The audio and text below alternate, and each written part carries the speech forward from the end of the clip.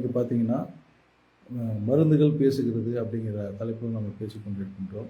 இந்த மருந்துகள் பேசுகிறது அப்படின்னா, மெயினாக சித்த மருத்துவத்தில் பார்த்தீங்கன்னு சொன்னால், அந்த மருந்துகளுடைய காம்பினேஷன் தான் மிக முக்கியமான பங்கு வகிக்கின்றது. அந்த வகையில் தான் அதை பற்றிய விரிவான விஷயங்களை எல்லாம் இங்கு நம்ம பேசி வருகிறோம். இன்றைக்கு பார்த்தீங்கன்னு சொன்னால், நமது வீடுகளில் இருக்கின்ற அந்த மூலிகை சரக்குகள் மற்றும் நமது அக்கம் பக்கத்தில் இருக்கின்ற அந்த மூலிகை செடிகள் இவைகளெல்லாம் வைத்து எவ்வாறு நம்ம அந்த எளிமையான மருத்துவத்தை நாம் மேற்கொள்வது, அந்த மருந்துகள் எவ்வாறு, அந்த மூலிகைகள் எவ்வாறு செயல்படுகிறது என்பது போன்ற பல்வேறு வகையான விஷயங்களைத்தான் இன்றைக்கு நம்ம விவாதம் செய்ய இருக்கின்றோம். அதை பற்றி பல அரிய தகவல்களை நாம் இப்போ பேச போகின்றோம்.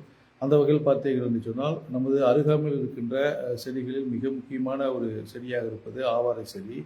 இந்த ஆவாரை செடி அப்படின்னு உங்களுக்கு சொன்ன உடனே எல்லாத்துக்குமே ஞாபகம் வருவது பார்த்திங்கன்னா, உங்களுக்கு அந்த சுகரை கண்ட்ரோல் பண்ணுறதுக்கு இது மிக முக்கியமான ஒரு பங்கை வகிக்கிறது என்று நம்ம அனைவருமே நமக்கு தெரிந்த விஷயம். இது தெரியாத ஒரு விஷயம் என்று என்னவென்று சொன்னால், இந்த பெரும்பாலான நாட்களில் அந்த காலங்களில் எல்லாம் பார்த்தீங்கன்னு சொன்னால், அதிகமாக இந்த பேருந்துகள் அதே மாதிரி இந்த மோட்டார் சைக்கிள்கள் எல்லாம் இல்லாத காலகட்டத்திலெல்லாம் மனிதர்கள் வெகுவாக பக்கத்து ஊர்களுக்கோ அல்லது அருகாமையில் உள்ள இடங்களுக்கோ செல்லும் பொழுது அவர்கள் அந்த நடைபயணம்தான் கால்நடையாகத்தான் அவர்கள் சென்று வந்தார்கள்.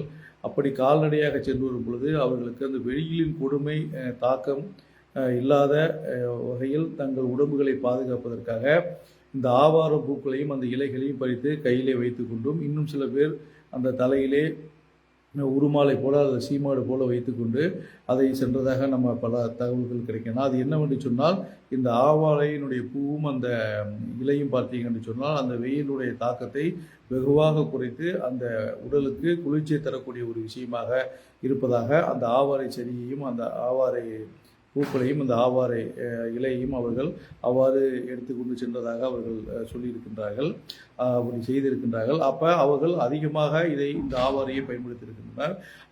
அப்புறம் அடுத்தாற்போல் இன்னொரு விஷயம் என்னன்னு கேட்டிங்கன்னா, ஆவாரை பூத்திருக்க சாவாரை கண்டதுண்டோ அப்படின்னு ஒரு பழமொழி இருக்குது. இந்த ஆவாரையை நம்ம உள்ளுக்கு சாப்பிடும் போதும் சரி, இது வெளியில் இதை பவுடராக்கி நம்ம வெளியில் குளியல் சூர்ணங்களோடு சேர்ந்து அதை குளிக்கும் பொழுதும் சரி, உடல் பொன்னிறமாக மாறுவதோடு மட்டுமல்லாமல் உடலில் இருக்கின்ற பல்வேறு விஷயங்களை அது குணமாக்குகிறது, பல்வேறு நோய்களை அது குணமாக்குகிறது என்று ஒரு விஷயம் அந்த ஆவாரையின் பால் இருக்கின்றது. அதன் காரணம் கொண்டே இவ்வாறு அந்த பழமொழியானது இருந்திருக்கிறது. என்னவென்று சொன்னால், இப்போ பால்வினை நோய்கள் என்று சொல்லப்படுகின்ற நமக்கெல்லாம் பார்த்தீங்கன்னா பெரும்பாலும் ஆவாரை நோய்னா சர்க்கரை நோய் அப்படிதான் நிறைய பேருக்கு ஞாபகம் வரும். ஆனால் இன்னும் ஒரு தகவல் என்னவென்று சொன்னால், இந்த ஆவாரை சேர்ந்த மருந்துகள் ஆவாரை தனி மருந்தாக கொடுக்கும் போதும் சரி, அது ஆவாரையோட கூட்டு மருந்தாக பல காம்பினேஷன்களில் நம்ம கொடுத்தாலும் சரி, இந்த ஆவாரை கலந்த அந்த மருந்துகளானது பார்த்தீங்கன்னா பால்வழி நோய்கள் என்று சொல்லப்படுகின்ற அந்த வெரினல் டிசீஸ் சொல்கிறோம் இல்லைங்களா, அந்த வகையான நோய்களை எல்லாம் இது குணமாக்குகின்ற ஒரு தன்மையை இந்த ஆவாரை பெற்றிருக்கின்றது. அதில் தான் நம்ம இந்த சிஃபிலிஸு, கொனோரியா இது மாதிரி வகையான நோய்கள் எல்லாம் நம்ம சொல்வோம். அப்போ இவ்வளவு விஷயங்கள் இருக்கின்றன என்பது நம்ம ஆவாரை பால் இருக்கின்ற காரணத்தினால்தான் இந்த ஆவாரை நமது மிகவும் முக்கியத்துவம் வாய்ந்த விஷயமாக நமது வாழ்க்கையில் இருக்கின்றது. அப்புறம் அந்த சுகர் கண்ட்ரோல் பண்ணுறதுக்கு இது ஒரு விஷயமாக இது மிக முக்கியமான ஒரு மூலிகை சரக்காக இருக்கின்றது. அது எப்படின்னு பார்த்தீங்கன்னா, மற்ற செடிகள் எல்லாம் மற்ற இந்த சுகரை கண்ட்ரோல் செய்யும் மூலிகைகள் எல்லாம் பார்த்தீங்கன்னு சொன்னால், அது சர்க்கரை அளவை கண்ட்ரோல் செய்வதோ அல்லது இன்சுலின் சுரப்பை கூட்டுவதோ போன்ற விஷயங்கள் எல்லாம் அது செய்யும். ஆனால் ஆவாரை பார்த்தீங்கன்னு சொன்னால், அந்த ரத்தத்தில் இருக்கின்ற சர்க்கரையின் அளவை எப்படி குறைக்கிறது என்று சொன்னால், இது சில வகையான மூலிகைகள் மட்டுமே அந்த மாதிரி வேலையை செய்கின்றது. அதாவது அந்த ஒவ்வொரு செல்களுடைய பயன்பாட்டை, அதாவது சர்க்கரையினுடைய பயன்பாட்டை அதிகரிக்க செய்கிறது. இந்த ஆவாரையில் இருக்கின்ற பல்வேறு வகையான வேதிப்பொருட்கள் எல்லாம் அந்த சர்க்கரையினுடைய பயன்பாட்டை அந்த செல்களின் மூலமாக அதை அதிகரிக்க செய்கிறது. அப்போ அதிகரிக்க செய்யும் பொழுது ஆட்டோமேட்டிக்காக உங்களுக்கு அந்த சர்க்கரையின் அளவு அந்த ரத்தத்தில் குறைவதற்கான வாய்ப்புகளை இந்த ஆவாரில் இருக்கின்ற அந்த வேதிப்பொருட்களானது செய்கிறது. அப்புறம் அடுத்தபடியாக பார்த்தீங்கன்னு சொன்னால், அந்த உடலில் இருக்கின்ற பல செல்களுக்கு இது அந்த சர்க்கரைகளை கொண்டு சென்று அதனுடைய பயன்பாட்டை அதிகரிக்கிறது. புரியுதுங்களா? இதுதான் இதனுடைய மிக முக்கியமான விஷயம். அப்புறம் அந்த செல்லினுடைய பயன்பாட்டை அதுக்குள்ளே அதை திணிக்கிறது. அதாவது அது அந்த சர்க்கரையை அந்த செல்களுக்குள் திணித்து அதனுடைய பயன்பாட்டையும் அதிகரிக்கிறது. ஒன்று அது கொண்டு போய் அங்கே சேர்க்கிறது அந்த செல்களுக்கு, அதாவது ரத்தத்திலேயே சுற்றிட்டு இருக்கிற அந்த சர்க்கரையினுடைய அளவை இந்த வகையில் அது வெகுவாக குறைக்கிறது. புரியுதுங்களா? அப்போ இது ஒரு கம்ப்ளீட் மெடிசனாக சுகர் மட்டுமல்லாமல் இந்த வெனியல் டிசீஸ் போன்ற அந்த பால்வினை நோய்களுக்கெல்லாம் இது மிக முக்கியமான ஒரு மருந்தாக இருக்கின்றது. அடுத்தபடியாக பார்த்தீர்கள் சொன்னால் நமது அருகாமையில் இருக்கின்ற மிக முக்கியமான ஒரு விஷயமாக நாம் பார்க்கப்படுவது பார்த்தீர்கள் சொன்னால் கோவைக்காய். இந்த கோவைக்காய் பார்த்தீங்கன்னா நம்ம பல பேருக்கு தெரியாது. இது வேலிகளில் பார்த்தீர்கள் சொன்னால் கொடி போல பறந்து காணப்படும். அதில் காயானது நீளமாக இருந்து காணப்படும். அது லென்த்தாக இருக்கும். அந்த காய் பழுக்கும் பொழுது சிகப்பாக மாறும். அந்த பழம் மிகவும் சுவை உள்ளதாக இருக்கும். இந்த கோவைக்காயை காயாக எடுத்து நம்ம உலர்த்தியோ அல்லது வற்றலாக இட்டோ அல்லது அப்படியே பச்சையாக நம்ம ஏதாவது பதனம் செய்து, அதாவது சமையல் செய்து நாம் சாப்பிடும் பொழுது இது மூட்டு வலி நோயாளிகளுக்கு மட்டுமல்லாமல் சர்க்கரை நோயாளிகளுக்கு மிகச்சிறந்த உணவாகவும் இந்த மருந்தாகவும் இருக்கின்றது. அதனால் இது வேலைக்கால்களில் பார்த்தீங்கன்னு சொன்னால் எளிதாக கிடைக்கும். அனைவருமே இதை பார்த்திருப்பீர்கள். அப்போ இதை பார்க்கும் பொழுது இந்த கோவைக்காயானது மிகவும் மருத்துவ குணம் நிறைந்த ஒரு விஷயமாக இருக்கின்றது. அடுத்தபடியாக பார்த்தீங்கன்னு சொன்னால் இன்னொரு வேலிகளில் காணப்படுகின்ற இன்னொரு மிக முக்கியமான ஒரு விஷயம் பார்த்தீங்கன்னா வேலிப்பருத்தி என்று சொல்லப்படுகின்ற ஒரு மூலிகை இருக்கின்றது. அது நம்ம அனைவருக்குமே தெரியும். அது அந்த வேலிப்பருத்தி மூலிகை பார்த்திங்கன்னா அதனுடைய இலையை வதக்கியோ அல்லது கறிக்கியோ நம்ம அதில் சில சிட்டிகையானது கொஞ்சம் 1/4 ஸ்பூனோ அல்லது 1/4 ஸ்பூனோ நம்ம குழந்தைகளுக்கு தேநீர் கலந்து கொடுக்கும் பொழுது குழந்தைகளுக்கு ஏற்படுகின்ற அந்த சுரம், அதே மாதிரி வாந்தி, குமுட்டல், இந்த பால் எதுக்கழிச்சு வருதல் போன்ற நோய்களுக்கெல்லாம் இந்த வேலிப்பருத்தி ஒரு மிகச்சிறந்த ஒரு மருந்தாக இருக்கின்றது. அதே மாதிரி பார்த்தீங்கன்னு சொன்னால் துத்தி உங்களுக்கு நிறைய பேருக்கு தெரிந்திருக்கும். இது பார்த்தீங்கன்னு சொன்னால் மஞ்சள் நிறத்தில் பூக்குகின்ற ஒரு தன்மையை இந்த துத்தியானது பெற்றிருக்கும். இதனுடைய இலைகள் பார்த்தீங்கன்னு சொன்னால் அது மேலும் பார்த்தீங்கன்னா ஒரு மொசு என்று ரோமங்கள் இருப்பது போன்ற ஒரு அமைப்பை இந்த இலைகள் பெற்றிருக்கும். இந்த பூக்களை அப்படியே நம்ம பறித்து சாப்பிடும் பொழுது அது மிகவும் இனிப்பாக இந்த பூக்களானது இருக்கும். அந்த பூக்களை அப்படியே நம்ம பறித்து கழுவிட்டு அப்படியே மென்று பச்சையாகவே சாப்பிடலாம். அதே மாதிரி இந்த இலைகளை நம்ம பறித்து அப்படியே நம்ம சாப்பிடலாம். அல்லது நம்ம இந்த இலைகளை காய வைத்து அதை பொடியாக செய்து நம்ம சாப்பிடும் பொழுது காலையில் ஒரு ஸ்பூன், இரவில் ஒரு ஸ்பூன் அந்த பவுடர் நம்ம சாப்பிடும் பொழுது அந்த ஆசன வாயில் ஏற்படுகின்ற அந்த மூலக்கடுப்பு, பௌத்திரம், வெடிப்பு, ஆசன வெடிப்பு, மூலம் போன்ற நோய்களை எல்லாம் இந்த துத்தியானது குணமாக்கின்ற ஒரு தன்மை பெறுகிறது. அதற்காகத்தான் நாம் இந்த துத்தியை மிகவும் ஒரு சிறந்த ஒரு மூலிகையாக இன்றளவும் நம்ம வைத்து கொண்டு இருக்கின்றோம். அதோடு மட்டும் இல்லாமல் பார்த்திங்கன்னா இப்போ சும்மா நடந்து போயிட்டு இருப்பாங்க வேலிக்கால்களில் மனிதர்கள் நடந்து கொள்ளும்போது காட்டுப்பகுதியில் நடந்து கொண்டிருப்பது வேலியில் அது அதிகமாக இந்த துத்தியானது முளைத்து காணப்படும். நீங்கள் பார்த்துருக்கலாம். அப்போ போகும்போது சாதாரணமாக அவர்களுக்கு வாயில் ஏதாவது ஒரு அசை போடுவதற்கு ஏதாவது ஒன்று தேவை இல்லையா? சில பேர் வெத்தலைப்பாக்கு போடுவாங்க. சரி, எவ்வளோ வெத்தலைப்பாக்கு போடுவாங்க. அப்போ இந்த துத்தி அங்கே பூத்து குலுங்கி இருக்கும். அப்போ அந்த பூக்களை எல்லாம் பறித்து வாயில் போட்டு மின்னுக்கிட்டே போவோம். அது கொஞ்சம் இனிப்பு சுவையாக அந்த துத்தியுடைய பூக்களானது இருக்கும். அப்போ ஆட்டோமேட்டிக்காக அவர்களுக்கு அந்த வெயிலில் நடக்கின்ற அந்த சூட்டின் காரணமாக ஏதாவது ஆசன நோய்கள் வந்தாலும் சரி, அல்லது மலச்சிக்கல் போன்ற பிரச்சனைகள், இது மாதிரி ஏதாவது பிரச்சனைகள் வந்தாலும் இந்த பூக்கள் அவர்களுக்கு ஒரு மிகச்சிறந்த ஒரு மருந்தாக இருக்கும். ஆனால் அவங்க அது மருந்து நினைச்சவங்க சாப்பிட்றது கிடையாது. விளையாட்டு போக்கில் அந்த பூக்களை எல்லாம் பறித்து அதில் சும்மா மென்னுக்கிட்டே போவாங்க. இப்போ துளசி இலையை கிடைச்சா சாதாரணமாக பறித்து மென்னிட்டு போகிறாங்க இல்லையா? அது மாதிரி அந்த நடைபாதையில் இருக்கின்ற அந்த இலைகளையோ பூக்களையோ பறித்து வாயில் போட்டுக்கிட்டு போகிறது அது மிகச்சிறந்த ஒரு மருந்தாகவும் ஒரு அசை போடுவதற்குண்டான ஒரு மிகச்சிறந்த ஒரு தின்பண்டம் போல் அது அந்த மக்களுக்கெல்லாம் இருந்திருக்கிறது. அதை நாம் நேரடியாகவும் நம்ம அதை அந்த மாதிரி பறித்து சாப்பிடுகின்ற அந்த மக்களையும் நாம் அப்போ பார்த்துருக்கின்றோம். அதனால் இது மாதிரியான ஒரு குணங்களாக இந்த துத்தியானது இருக்கின்றது. அதே மாதிரி இந்த துத்தி இலையை பறித்து 4 3 கிள்ளி பறித்து அதில் நம்ம தண்ணியில் போட்டு கொதிக்க வச்சு அந்த தண்ணியை நம்ம ஆசன வாய்களில் கழுவும் பொழுது, ஆசன வாய்ப்படும்படி அந்த தண்ணியை கழுவும் பொழுது பார்த்தீங்கன்னு சொன்னால் இந்த ஆசன வாயில் காணப்படுகின்ற அந்த கொப்பளங்கள், அதே மாதிரி அந்த புண்கள், அதே மாதிரி பார்த்திங்கன்னா ஹெமராய்ட்ஸ் என்று சொல்லப்படுகின்ற ஆரம்ப நிலை மூல நோய்கள் எல்லாம் இது குணமாக வாய்ப்பு ஏற்படுகிறது. அப்புறம் இன்னும் சில பேர்த்துக்கு பார்த்திங்கன்னா இந்த துத்தி சாப்பிடுவதனால் ரத்தப்போக்கு, அதாவது பெண்களுக்கு ஏற்படுகின்ற அந்த ரத்தப்போக்குலாம் இருக்குது இல்லைங்களா, அந்த ரத்தப்போக்கு எல்லாம் கட்டுப்படுவதை நம்ம இதன் மூலமாக, இதை சாப்பிடுவதன் மூலமாக குணமாவதை நம்ம தெரிந்து கொள்ளலாம். அடுத்தபடியாக பார்த்தீங்கன்னு சொன்னால், இதே போன்று இன்னும் சில பல வகையான மூலிகைகள் இந்த வேலிக்காடுகள் இருக்கின்றன.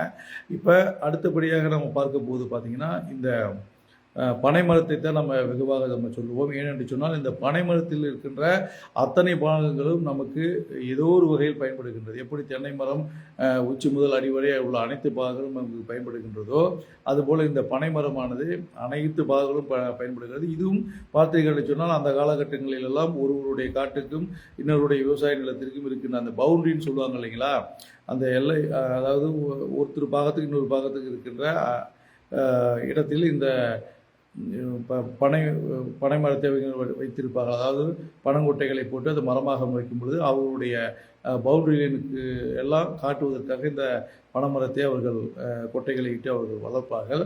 இந்த பனைமரம் அதே மாதிரி அந்த பனை குருத்தாக இருந்தாலும் சரி, நொங்காக இருந்தாலும் சரி, அந்த பனம்பழமாக இருந்தாலும் சரி, பனங்கொட்டைக்குள் இருக்கின்ற அந்த அந்த இனிப்பு போன்ற ஒரு தேங்காய் பருப்பு போன்ற இனிப்பு போன்ற பகுதியாக இருந்தாலும் சரி, இது பல்வேறு மருத்துவ குணங்களை பெற்றிருக்கின்றது. அதே போல் அதனுடைய ஓலைகளும் இலைகளும்,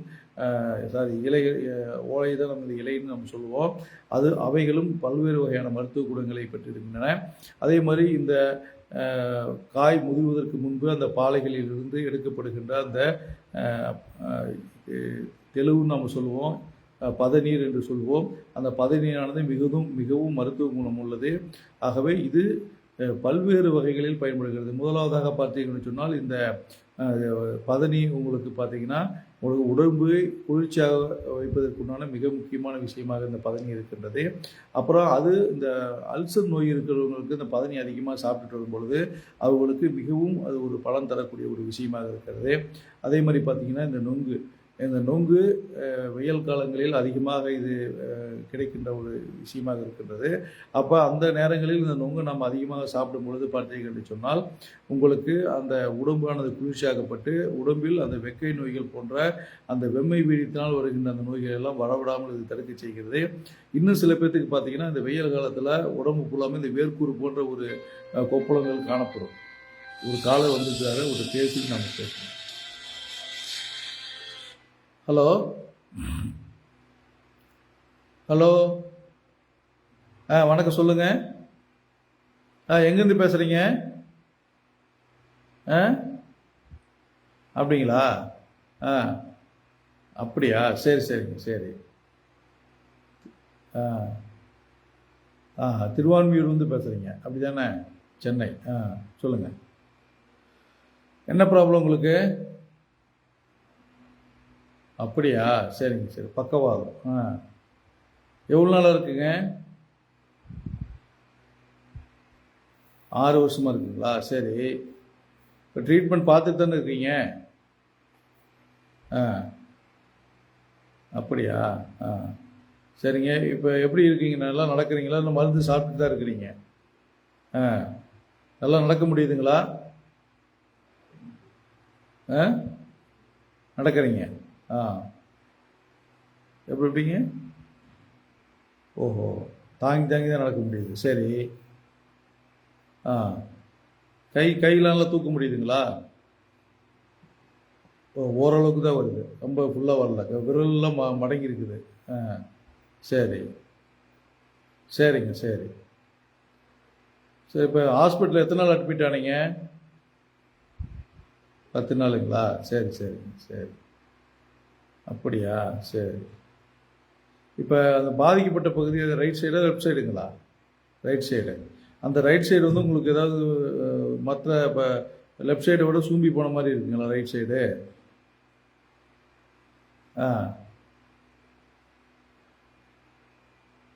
அப்படிங்களா?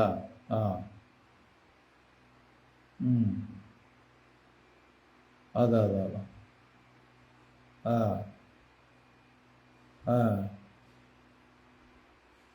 அதான். சரிங்க, சரி.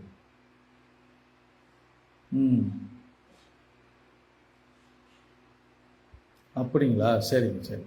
சரி, இப்போ அந்த ஸ்கேன் ரிப்போர்ட்லாம் வச்சுருக்கீங்களா? அப்போ எடுத்தது இருக்குதா? சரி. என்ன சொன்னாங்க? என்ன ப்ராப்ளம்னு சொன்னாங்க? அடைப்பு இருக்குன்னு சொன்னாங்களா? சரிங்க, சரி. சரி, அந்த ஸ்கேன் ரிப்போர்ட்டு, அந்த கேஸ் ஹிஸ்ட்ரி, அந்த ரிப்போர்ட்டு, அப்புறம் உங்களுடைய அந்த ரத்த பரிசோதனைலாம் இருக்குது இல்லைங்களா, அதெல்லாம் எனக்கு ஃபோட்டோ எடுத்து எனக்கு வாட்ஸ்அப்பில் அனுப்புங்க. நான் பார்த்துட்டு உங்களுக்கு நான் சொல்கிறேன். ஆமாம். ஏன்னா அது பார்த்துட்டு தான் நம்ம சித்தா ட்ரீட்மெண்ட் வந்து உள்ளுக்கு மருந்து கொடுப்போம், வெளியில் தருவோம். அப்புறம் வர்மா ட்ரீட்மெண்ட்டு, அப்புறம் இந்த மசாஜ் ட்ரீட்மெண்ட்டு, அப்புறம் அந்த நவரக்கிளி பிரிச்சல் அது மாதிரியான ட்ரீட்மெண்ட்லாம் அதை நம்ம கொடுப்போம். ஆமாம். அது அந்த ரிப்போர்ட்டை பார்த்துட்டு உங்களுக்கு என்ன மாதிரியான ட்ரீட்மெண்ட் நம்ம கொடுக்கலாம் அப்படின்னு சொல்லலாம். ஆமாங்க. ஆனால் நீங்கள் ரிப்போர்ட் அனுப்புங்க.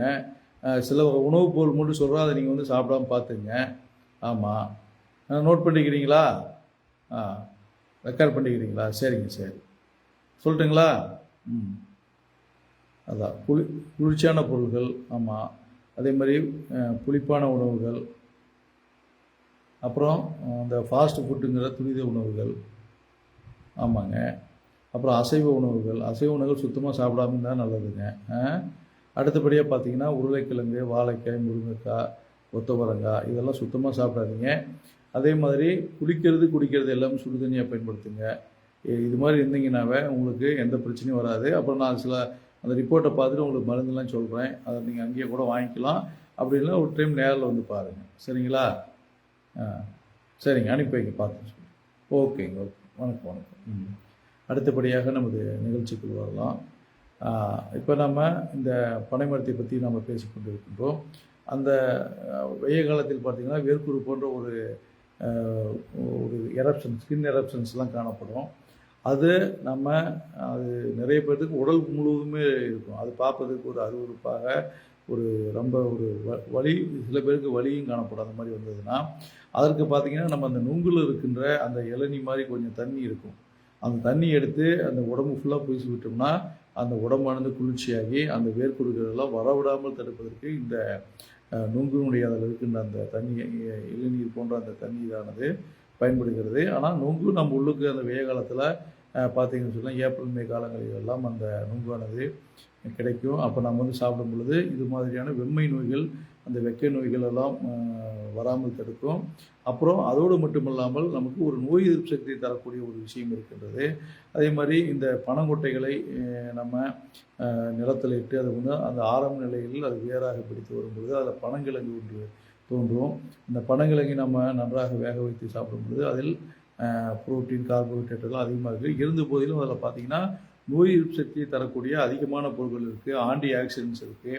ஆனால் பனங்கிழங்கையும் அது ஒரு மிகுந்த ஒரு மருத்துவ குணம் நிறைந்த ஒரு கிழங்காக இருக்கிறது.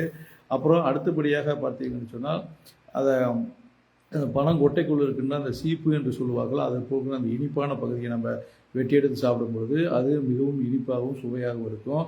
அதில் பல்வேறு வகையான இந்த உடல் வளர்ச்சிக்கு தேவையான சதை வளர்ச்சி, எலும்பு வளர்ச்சிக்கு தேவையான பல்வேறு அதாவது தாது உப்புக்கள், தாது பொருட்கள் எல்லாம் இருக்கின்றன.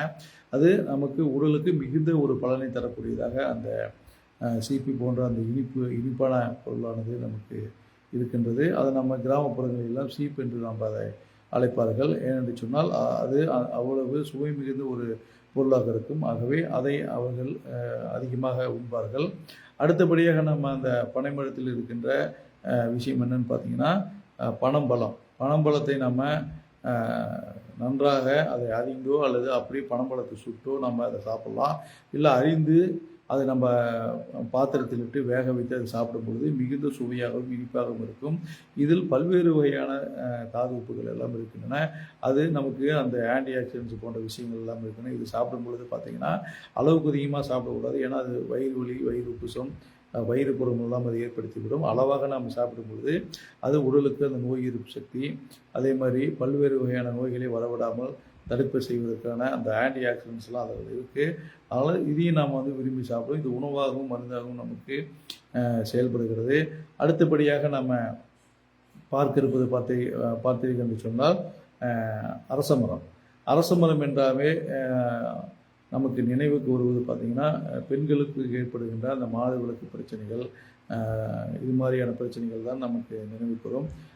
அரச மரத்தை சுற்றி விட்டு அடி வைத்து தொட்டு பார்த்தால் அப்படின்னு ஒரு பழமொழி இருக்குது. அதுக்கு என்ன கேட்டேன்னா, குழந்தை இல்லாத அந்த பெண்கள் அரச மரத்தை சுற்றி தொட்டு பார்க்கும் பொழுது ஒரு குழந்தை இருப்பதை உணர்கிறாள் அப்படிங்கிறது தான் அந்த பழமொழியின் அர்த்தம். அதுக்கு என்ன அர்த்தம் என்று சொன்னால், அரச மரத்தை சுற்றி வரும் பொழுது அரச மரத்தில் இருக்கின்ற அந்த இலைகள், அந்த மற்ற பாகங்களில் இருந்து வருகின்ற அந்த காற்றே அவளுக்கு அந்த நோய்களை எல்லாம் விரட்டக்கூடிய தன்மை, அதாவது கர்ப்பப்பையில் இருக்கின்ற ஏதாவது பிரச்சனைகள் இருந்தாலும் அதை விரட்டக்கூடிய தன்மை அந்த காற்றுக்கே இருக்கிறது என்ற அர்த்தத்தில் தான் அந்த பழமொழியானது சொல்லியிருக்கிறார்கள். அப்போ அரச மரத்தினுடைய இலைகள், அந்த வேர்கள், அந்த பட்டைகளை எல்லாம் நம்ம எடுத்து அதை கஷாயத்தை வச்சு நம்ம குடிக்கும் பொழுது இன்னும் பிற சரக்குகளை எல்லாம் சேர்த்து மலைவேம்பாதி, மலைவேம்பு போன்ற விஷயங்களை எல்லாம் அதை கூட சேர்த்து நம்ம கஷாயம் வச்சு குடிக்கும் பொழுது அந்த கர்ப்பப்பையில் இருக்கின்ற பல்வேறு வகைப்பட்ட உபாதைகள், அதாவது அதிகமான உதிரப்போக்கு, அப்புறம் மென்சுரல் டிஸார்டர்ஸ்ன்னு சொல்லுவோம் இல்லைங்களா, அதாவது மாதவிலக்கு குறைபாடுகள் போன்ற நோய்களை எல்லாம் அது குணமாக்கி அது குழந்தை பிறப்பதற்குண்டான ஏற்பாட்டை அந்த கஷாயமானது செய்கிறது என்று நாம் அறிந்திருக்கிறோம். அதோடு மட்டும் இல்லாமல் இந்த அரச பட்டைகள் எல்லாம் பார்த்தீங்கன்னு சொன்னால் நம்ம அதில் கஷாயமோ அல்லது பவுடரோ அதை வச்சு சாப்பிடும் பொழுது கழிச்சல் நோய்கள், பேதி போன்ற நோய்களை எல்லாம் அது குணமாக்குகின்ற தன்மையை அந்த அரச மர பட்டைகள் எல்லாம் செய்கிறது. அடுத்தபடியாக நம்ம பார்ப்பது பார்த்திங்கன்னா துளசி என்பது உங்களுக்கு யாருக்குமே தெரியாமல் இல்லை. ஏனென்று சொன்னால் துளசி அப்படிங்கிறது நம்ம ஆலயங்களில் கூட அது தீர்த்தத்தில் துளசியை இட்டு நம்ம சாப்பிடுவதற்கு கொடுக்கின்றார்கள். அந்த துளசி பார்த்தீங்கன்னு சொன்னால் கோழைக்கட்டு, தொண்டைக்கட்டு, சளி, இருமல் போன்ற இது மாதிரியான கப நோய்கள், அதாவது சளி போன்ற கப நோய்கள், ஏதாவது இன்ஃபெக்ஷன்ஸ் நுரையீரல் ஆகியிருந்தால் கூட அந்த மாதிரியான நோய்களையும் இது விரட்டக்கூடிய தன்மையை இந்த துளசியானது பெற்றிருக்கின்றது. அதனால தான் துளசியை நாம் தினந்தோறும் அதை வணங்குகின்ற ஒரு தன்மையை நம்ம வீட்டு முற்றத்தில் வைத்து நம்ம அதை வணங்குகிறோம். ஏனென்று சொன்னால் மற்ற தாவரங்கள் கூட அந்த நம்மளுடைய மூச்சுக்காட்டில் இருக்கின்ற கார்பன் டை ஆக்சைடை உள்வாங்கி ஆக்சிஜனை வெளியிடுகிறது என்று நாம் பார்த்தோம். அதே மாதிரி துளசியும் அது செய்யும். ஆனால் துளசி மற்ற தாவரங்களிலிருந்து வேறுபட்டு அந்த சுற்றுப்புறத்தில் இருக்கின்ற அந்த நச்சுக்கிருமிகளை எல்லாம் அழிக்கக்கூடிய ஒரு தன்மை அந்த துளசியிலிருந்து வெளிவருகின்ற அந்த காற்றுக்கெல்லாம் இருக்கிறது என்று நாம் பார்க்கிறோம். அந்த வகையில் தான் நம்ம வீட்டில் அதை முற்றத்தில் வைத்து வழிபடும் பொழுது அந்த வீட்டில் இருக்கிறவர்கள் ஆரோக்கியமாகவும் நீண்ட ஆயுளை பெறுவதற்காகவும் அந்த துளசி செடியை நாம் வைத்து வணங்குகிறோம் என்றெல்லாம் நமக்கு அந்த செய்தியானது அறிய கிடைக்கின்றது.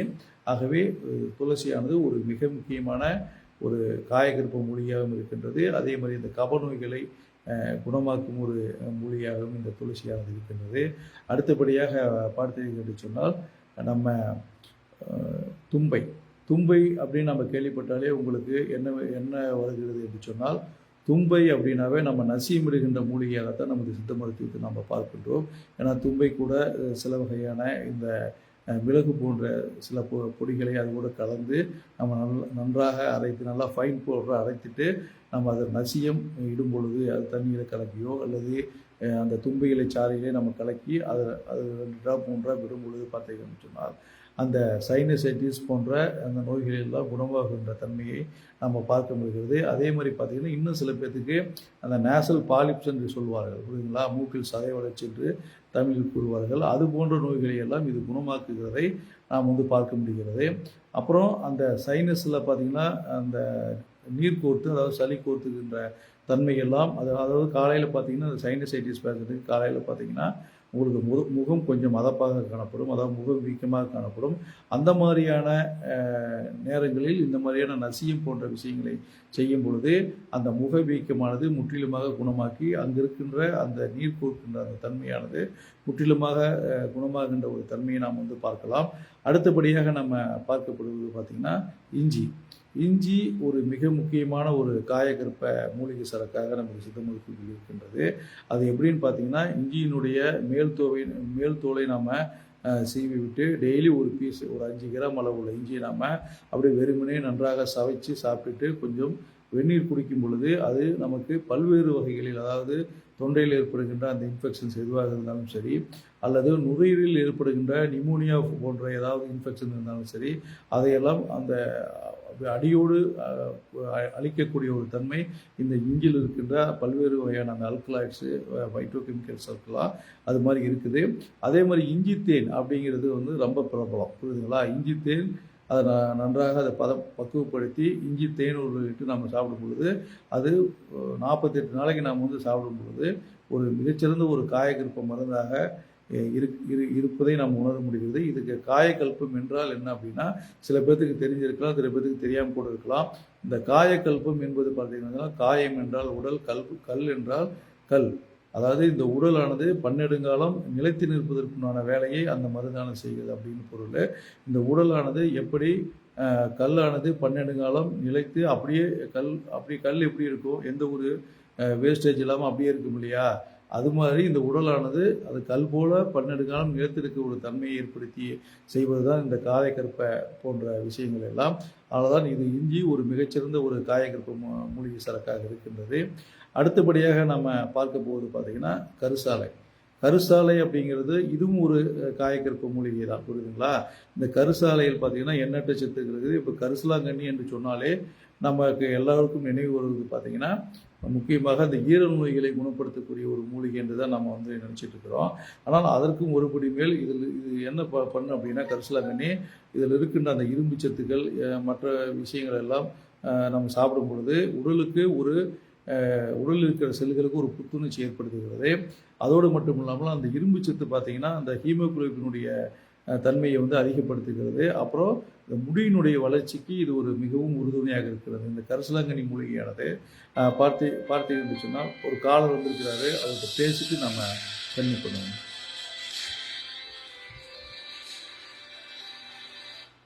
ஹலோ ஹலோ வணக்கம், சொல்லுங்க. ஹலோ சொல்லுங்க, எங்கேருந்து பேசுறீங்க? கோயம்புத்தூர்லேருந்தா? சொல்லுங்க. அப்படிங்களா, சரிங்க. என்ன ப்ராப்ளங்க? ஓஹோ, அப்படியா.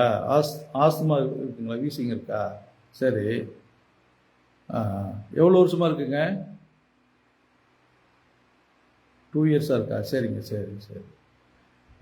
இப்போ நீங்கள் என்ன பண்ணிகிட்ருக்கீங்க? ஓஹோ, அப்படியே மளிகை கடை வச்சுருக்கீங்களா? சரிங்க சரி. அதாவது என்னென்னு கேட்டிங்கன்னா, இந்த ஆஸ்துமா அப்படிங்கிறது ஒரு நுரையீரல் சம்மந்தப்பட்ட விஷயந்தான். அடிக்கடி வீசிங்கள் இந்த மாதிரி சிம்டம்ஸ்லாம் வரும். இது ஃபஸ்ட்டு என்ன பண்ணணும் அப்படின்னுங்கன்னா, நம்ம வந்து உணவு டயட்டை வந்து கண்ட்ரோல் பண்ணுங்கள். டயட்டில் சிலது, அதாவது உணவில் சில கட்டுப்பாடுகள் இருக்குது. அந்த சில வகையான உணவுகளை தவிர்த்துட்டு நம்ம சாதாரண சிம்பிளான உணவு, அதாவது நமக்கு நோய் எதுவும் ஏற்படுத்தாத ஒரு சாப்பாட்டை வந்து சாப்பிட்டோம்னாவே இந்த நோய் வந்து ஒரு 50% நோய் இதில் குணமாகும். அது என்னென்ன பொருள்னு சொல்கிறோம், நீங்கள் வேணால் நோட் பண்ணிக்கிறீங்களா? என்னென்ன சாப்பிடக்கூடாது அப்படின்ட்டு நோட் பண்ணிக்கங்க. ஃபஸ்ட்டு வந்துங்க இனிப்புகள், ஆமாம். அப்புறம் புளிப்பான உணவுகள், அப்புறம் குளிர்பானங்கள், அதாவது கூல்ட்ரிங்க்ஸ், ஐஸ்கிரீம், ஐஸ் வாட்டர், இது எதுவாக இருந்தாலும் சரிங்க. ஆமாம் ஆமாம். அப்புறம் இந்த எண்ணெயில் வறுத்த பொருட்கள், எண்ணெய் பதார்த்தங்கள், அதே மாதிரி எண்ணெய் பலகாரம், ஆமாம், அது மாதிரி ஃப்ரைட் ரைஸு, இந்த மாதிரி ஃபாஸ்ட்டு ஃபுட் ஐட்டம், இந்த மாதிரி பேக்கரியில் வாங்கி சாப்பிட்ற ஐட்டம், இது எல்லாமே மேக்ஸிமம் அவாய்ட் பண்ணிடுங்க. ஆமாம் ஆமாம், இது மட்டும் அவாய்ட் பண்ணிடுங்க. அப்புறம் எப்பயுமே நீங்கள் என்ன பண்ணுங்கள், சூடான சாப்பாட்டையே சாப்பிடுங்க. ஆமாம், காலையில் செஞ்ச சாப்பாட்டை ஈவினிங் சாப்பிட்றது அப்படிலாம் பண்ணக்கூடாது.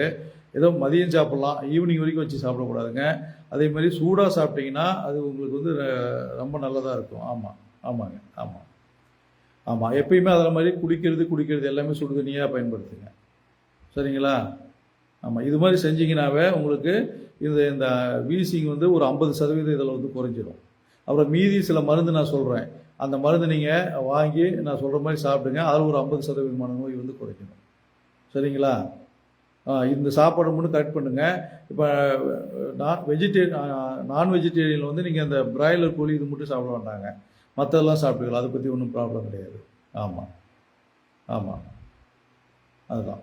அதே மாதிரி என்னென்னா, எப்பயுமே ஒரு 3/4 வயிறு அந்த மாதிரி சாப்பிடுங்க. இப்போ ஃபுல்லாக சாப்பிட வேண்டாம், புரியுதுங்களா? 3/4 வயிறு, அரை வயிறு இப்படி சாப்பிட்ற மாதிரி பார்த்துங்க.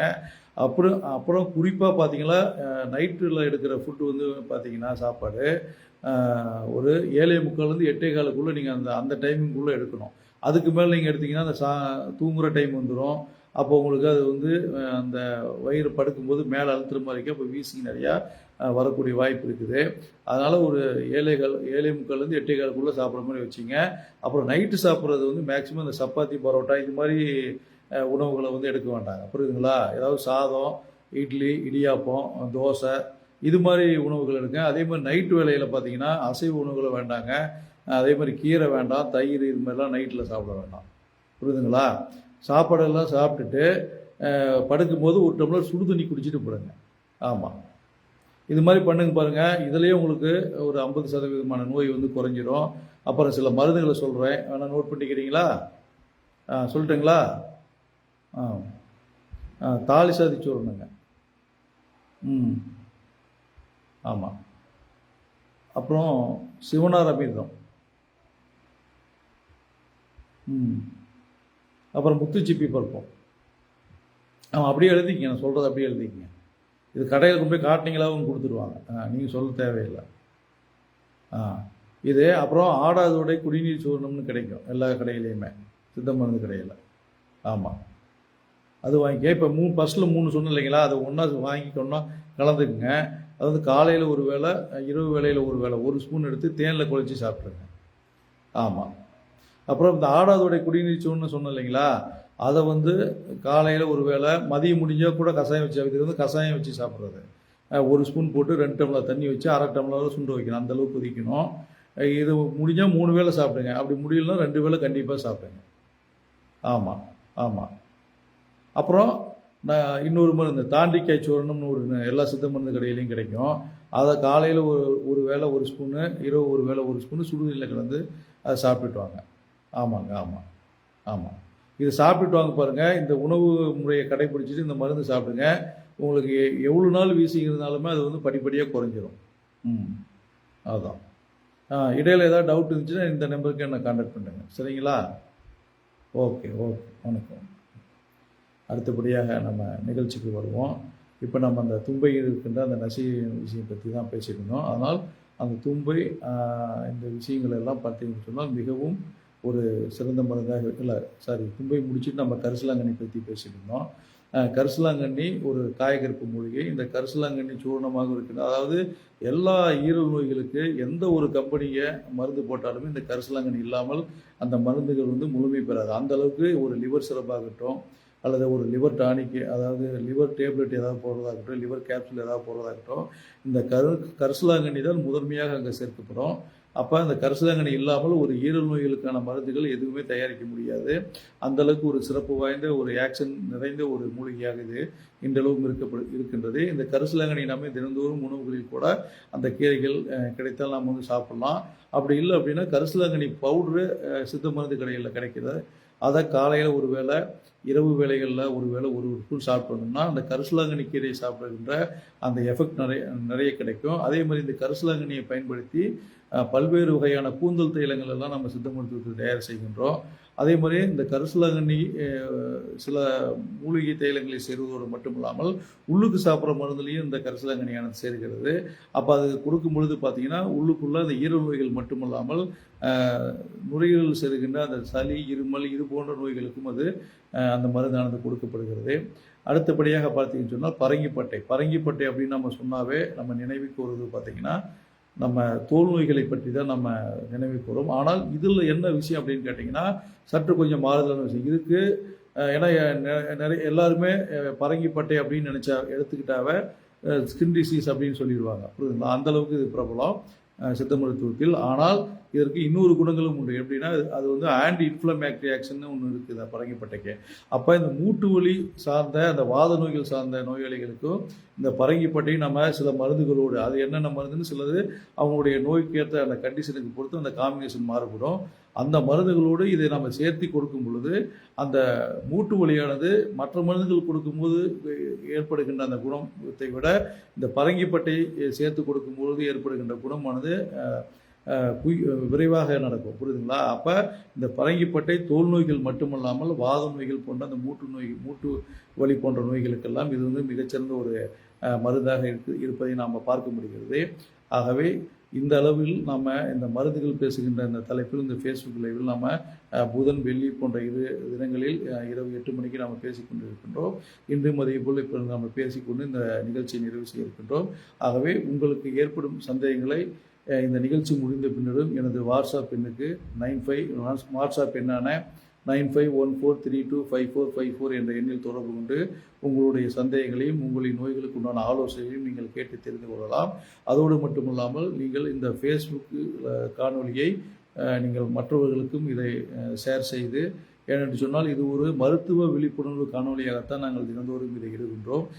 ஏனென்றால் மக்களுக்கு இப்பொழுது பார்த்தீங்கன்னு சொன்னால் அந்த காலம் போல இல்லாமல் இந்த காலத்தில் ஏகப்பட்ட நோய்கள் எல்லாம் வரிசை கட்டி அதிகமாக வந்து கொண்டிருக்கின்றன. அப்போ அந்த நோயிலிருந்து தப்பிக்க வேண்டும் என்றால் சித்தர்கள் கூறிய அந்த வழியில் நம்ம prevention is better than cure என்று நம்ம சொல்கிறோம் அல்லவா. வருமுன் காப்போம் என்ற தத்துவத்தின் அடிப்படையில் இந்த மருத்துவ விழிப்புணர்வு கருத்துக்களை எல்லாம் நாம் தெரிந்து கொண்டால் அந்த நோய்கள் வருவதற்கு முன்னரே நம்ம அந்த உணவுகளை எல்லாம் சரி செய்து நம்ம செய்யும் பொழுது அந்த நோய்கள் வராமல் நாம் தடுத்துக் கொள்வதற்கும் வந்த நோய்களை நாம் எளிதாக குணமாக்குவதற்கும் இந்த மருத்துவ விழிப்புணர்வு காணொலியானது உங்களுக்கு மிகவும் பேருதவியாக இருக்கும். அதனால் நீங்கள் மற்றவர்களுக்கும் நீங்கள் பார்த்ததோடு அல்லாமல் மற்றவர்களுக்கும் இதை ஷேர் செய்யுங்கள். ஃபேஸ்புக் போன்ற சோசியல் மீடியாக்கள், உங்களுடைய உற்றார் உறவினர்கள், அக்கம் பக்கத்தார்கள், நண்பர்கள், நீங்கள் இருக்கும் அந்த வாட்ஸ்அப் குரூப்கள் அனைத்திலும் இதை ஷேர் செய்யுங்கள், லைக் செய்யுங்கள்.